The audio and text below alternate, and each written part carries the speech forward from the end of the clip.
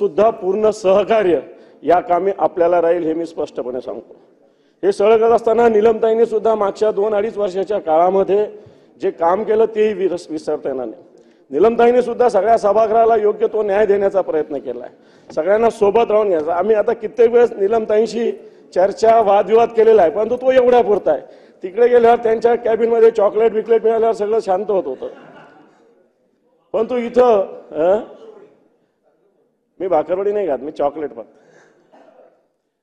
आणि म्हणून नीलमताईंच्या कॅबिनमध्ये गेल्यावर इथं जरी आम्ही वाद करत असू तरी तो इथल्या पुरता विषय असायचा, तो काही पुढे गेलेला असायचा नाही। मला असं वाटतं ती सुद्धा वेळ आपली येणार नाही असं मला वाटतं। निश्चित तसं आपण काम कराल।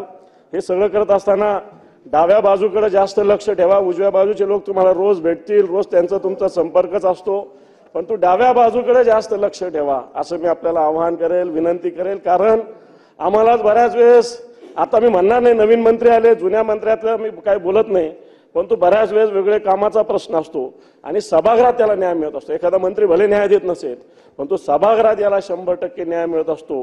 आणि म्हणून आपण डाव्या बाजूला जास्तीत जास्त लक्ष द्यावं अशा प्रकारची विनंती मी आपल्याला करेल।